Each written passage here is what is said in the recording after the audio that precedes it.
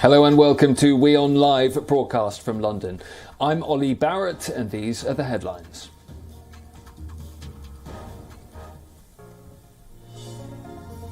The Kremlin says it's too early to confirm a summit between Russian leader Vladimir Putin and US President Joe Biden after Paris announced the possibility of a meeting over Ukraine.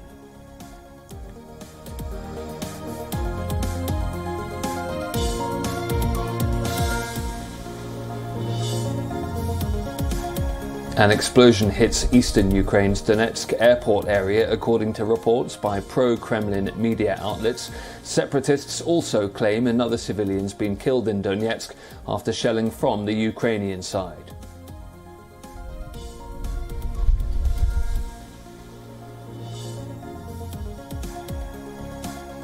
Under a so-called Living with Covid plan, British Prime Minister Boris Johnson is set to announce an end to the legal requirement for people to self-isolate when they get coronavirus.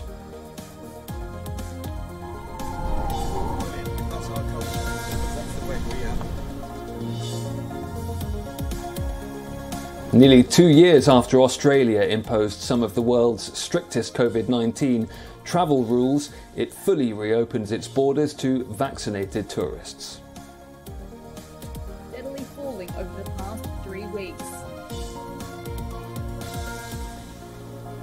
Justin Bieber tests positive for COVID-19 just after kicking off the first show on his Justice World Tour.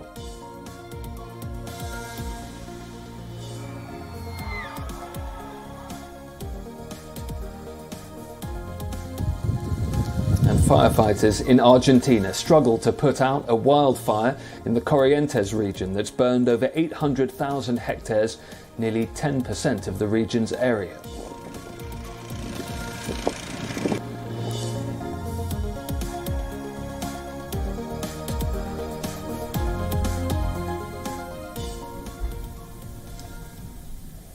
UK Prime Minister Boris Johnson is poised to scrap the remaining COVID-19 restrictions in England as part of a so-called Living with Covid strategy. He aims to achieve a faster exit from the pandemic than other major economies. The government will remove the legal requirement to isolate after a positive COVID test, marking a shift to personal responsibility rather than government mandate. It's also expected that free COVID testing for the entire population will be scaled back.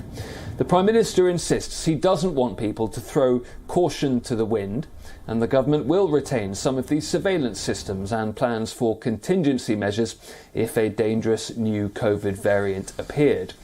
Meanwhile, Boris Johnson is still refusing to confirm if he would resign if police fine him for breaking his own COVID lockdown legislation at parties in and around Downing Street. He was pressed on that in a weekend interview with the BBC. Can I just undertake to make sure that as soon as I have something meaningful to say about this, which will be at the end of the process, I will make sure I do it to you, to the BBC, and I'll have a lot more to say about this in due course. It's a matter of principle, surely. It's not a point of commentary. I've got to leave. You must forgive me. I can't comment about a process that's currently underway, and I won't. Well, let's get more on all of this with our London correspondent Laura Macon-Isherwood, who joins me now. And Laura, what do we know about the detail in Boris Johnson's Living with Covid plan?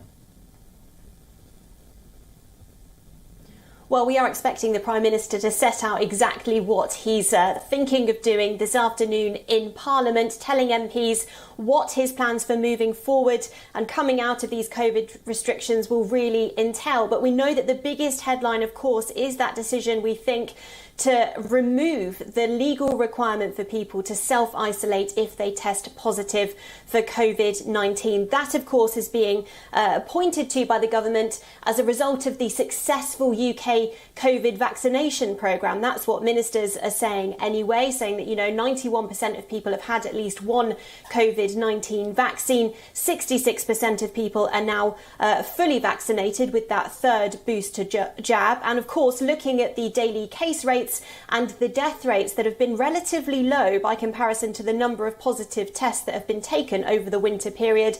That, the government says, is enough to signal that it is time to move forward. The Prime Minister has basically said that the last 2 years have been one of the most difficult times in the United Kingdom's history, and he's really pushing towards this state of new normality and moving towards a world without these restrictions in place. We understand he is having a meeting with his cabinet, that's his top team of ministers, before going to Parliament and setting out those rules there. So we'll have to take a look at that. And also we're expecting potentially a news conference later this afternoon, so those rule changes can be set out to the public too.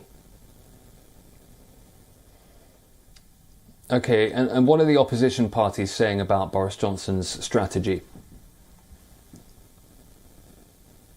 Well, one of the biggest criticisms really is this potential move by the government to stop free testing for the general public. The opposition party Labour have said basically that's like the Prime Minister declaring victory before the war is over. The Welsh Government as well has criticised that, saying that that shift could be quite negative. And of course, people need to know if they are COVID-19 positive to prevent a further escalation of cases spreading around the population. The Prime Minister, though, has revealed, and the government data has revealed, that actually around £2 billion was spent on testing in January alone. At the moment in the UK, you can apply online and get tests sent to your house. You can head to testing centres and get PCR tests free of charge as well, and that all costs money. So with the government trying to emerge as one of the first economies without these restrictions, and also trying to boost trade for people as well to be coming to this country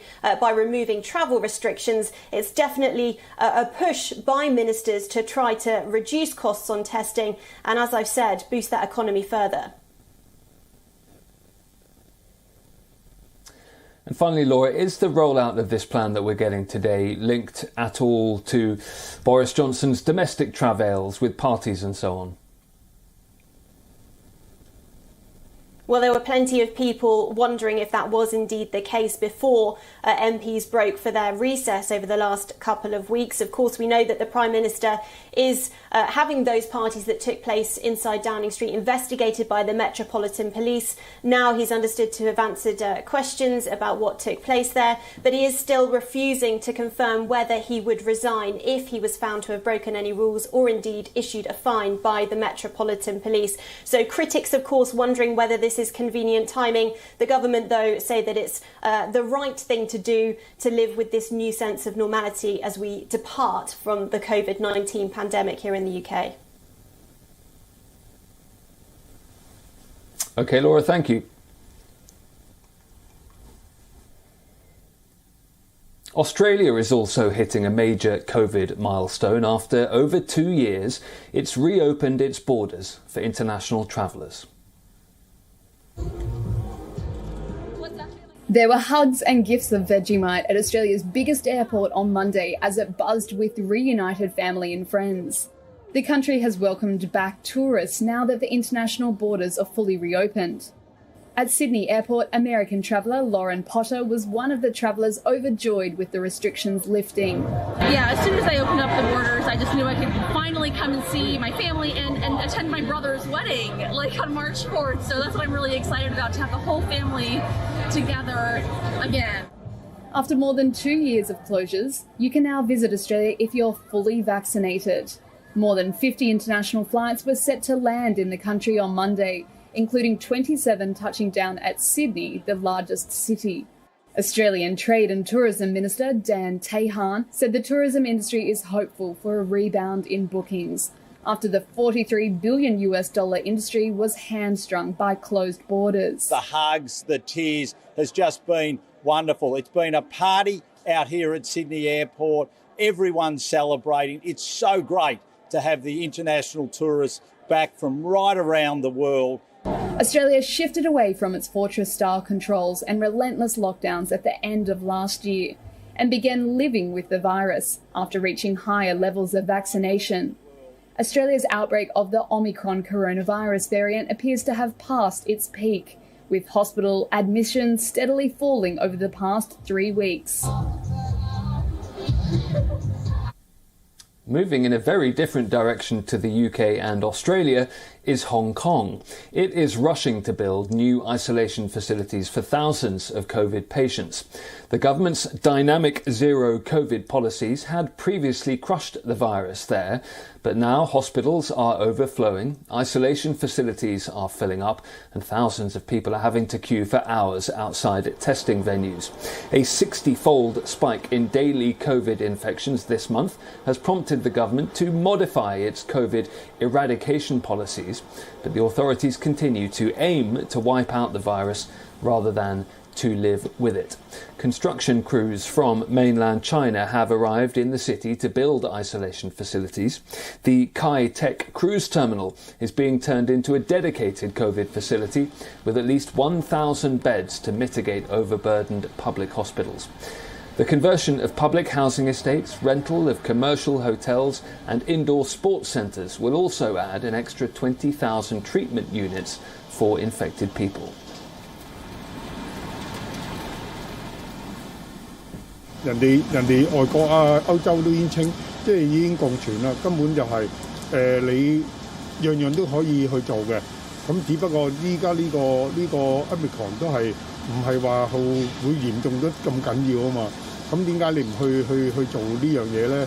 咁點解要一係你就絕對啲封曬佢，唔好出嚟啦，一次過搞掂曬佢。如果唔係你就冇得搞。 Canadian police have secured the downtown core of the capital city, Ottawa, and started a clean-up process. After 2 days of tense standoffs, over 190 arrests, the Freedom Convoy has ended its 3-week occupation. Police tape and fencing are all that remain on the snow-swept streets of downtown Ottawa on Sunday, a day after officers cleared out a 3-week protest camp that had blockaded the Canadian capital. Demonstrators had used hundreds of trucks and vehicles to block the city since January 28th in what began as a protest by truck drivers angry over cross-border COVID-19 vaccine requirements. But the blockade turned into a demonstration against Canada's Liberal Prime Minister Justin Trudeau and the government. Trudeau on Monday invoked emergency powers to give his government wider authority to stop the protests. And on Saturday, cops moved in. This demonstration is over. Go home. If you don't go home, we will remove you from the streets. Ottawa's interim police chief, Steve Bell, said officers used pepper spray and stun grenades and made dozens of arrests. Police said 38 vehicles had been towed. Bell said that while the blockade was over, the investigation was not. If you are involved in this protest, we will actively look to identify you and follow up with financial sanctions and criminal charges. Absolutely. This investigation will go on for months to come. The federal government said on Saturday it would provide up to $20 million Canadian to Ottawa businesses that have suffered losses due to the blockades. Next to Sudan, where thousands of people have rallied in the capital Khartoum, demonstrating again against last year's military coup. Regular protests have taken place since October last year. Over 80 people have been killed and hundreds have been wounded in, at times, violent crackdowns on the protests. On Sunday, a 51-year-old man was hit with a live bullet to the chest.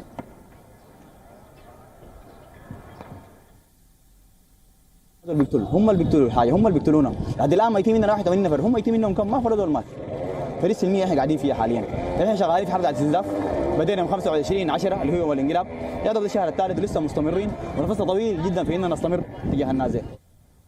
Thousands of protesters carried Sudanese flags and the posters of people killed during recent demonstrations. Security forces used tear gas to try and disperse the protesters who were heading towards the presidential palace.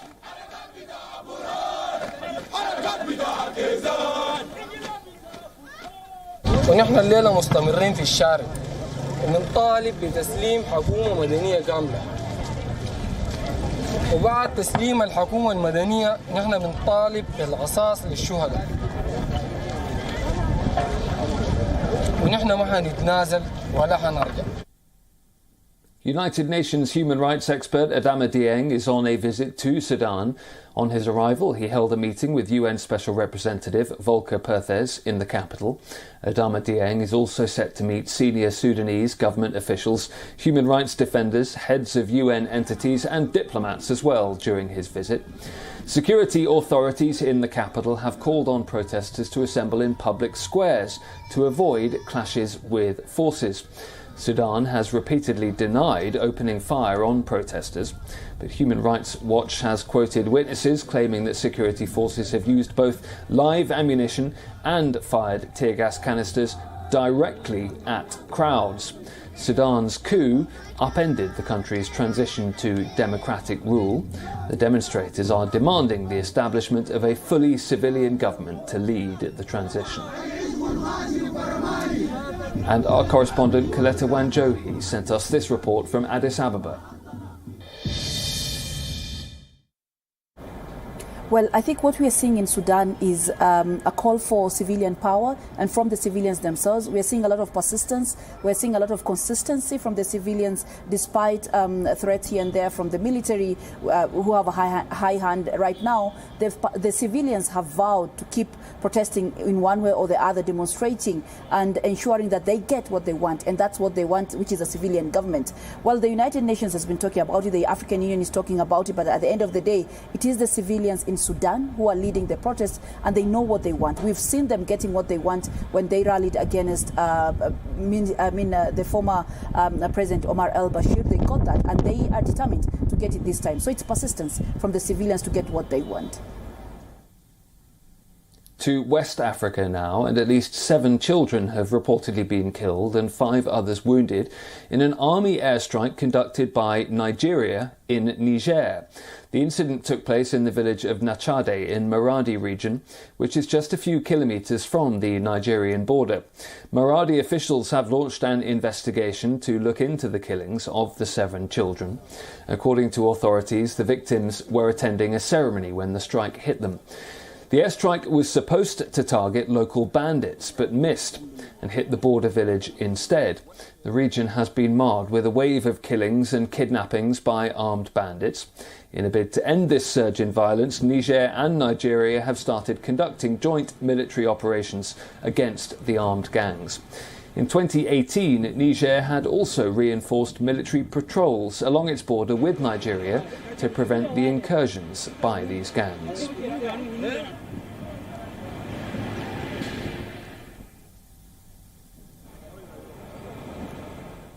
In Mexico, a number of families are searching for the remains of their missing loved ones at a dried-up bed of a Santiago dam.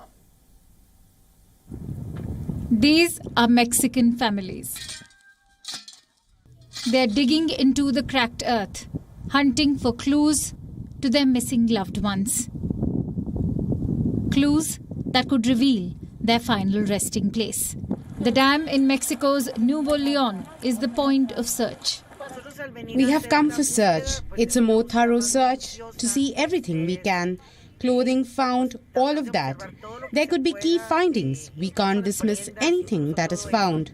Our position is that we have to take advantage of the falling water levels. It is a great problem for the city, but it is also a cry for those who could be here in the dam.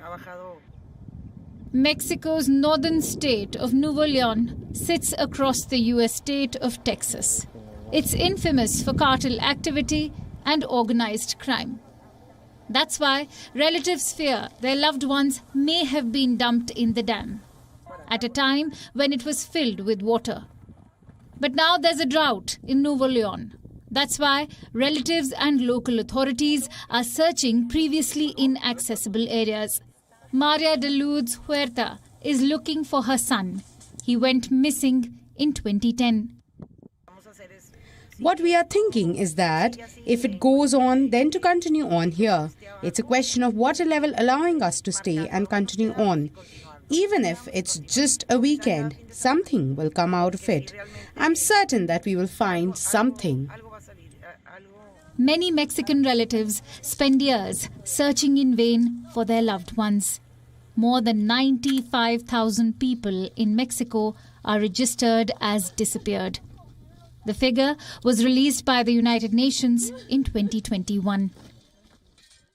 Bureau Report, WION World is One. Silk carpets from the Kashmir Valley are famous across the world, and now the state government has ensured GI tagging for its signature product to preserve brand Kashmir. And we'll leave you with those pictures. Thanks very much for watching. I'm Ollie Barrett. See you tomorrow. The Kashmir's silk carpet industry will highly benefit with government's step to GI tag all carpets. Every GI tagged carpet will now have a resin-based GI label. The Carpet Authentication Geographical Indication, or GI, will provide the customer with all the information about the product.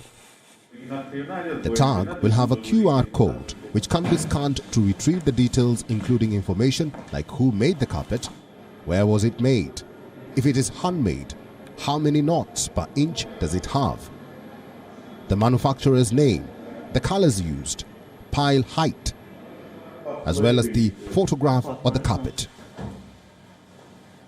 We have introduced this QR code mechanism for carpets.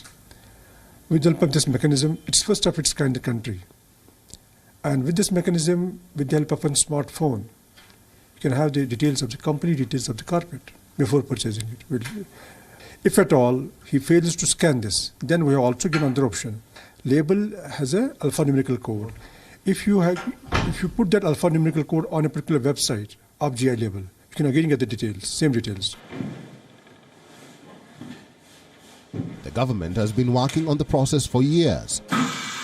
In 2010, the state had applied for GI tagging of the carpets, and in 2016, the Kashmir silk carpet industry was registered under the GI Tagging of Goods Act. Now the process of labeling the carpets has been started by the Indian Institute of Carpet Technology. The Kashmir silk carpet industry had to face a lot of ups and downs in the last few years. Customers lost faith in the industry after machine-made carpets captured were marked and sold as handmade silk ones. This led to huge losses being incurred. But now the government hopes to revive the trust of consumers through GI tagging. Right now what was happening is that the machine-made carpets were misbranded as handmade carpets. And the customer satisfaction had eroded considerably. Now with this certification, the customer trust can be earned back. Artisans, manufacturers will have to register themselves with the government before sending their products to the Indian Institute of Carpet Technology for tagging. The response has been overwhelming as hundreds of carpets are pouring in at the Institute for GI tagging. The government also plans to start promotion of these GI tagged carpets across the world, and especially in countries like Europe, US and Middle East, where the product is highly in demand. Kashmir's silk carpets are famous across the world and have a history of over a century. And now the government of Jammu and Kashmir has finally got the GI tagging for these carpets. Not only will it help to market these Kashmir carpets across the world, but also the customers will now get to know who the weaver of the carpet is, where was it manufactured, how many knots it is, and as well as the quality of the silk.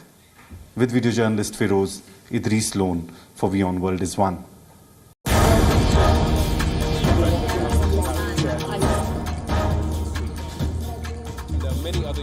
This is right, Arab.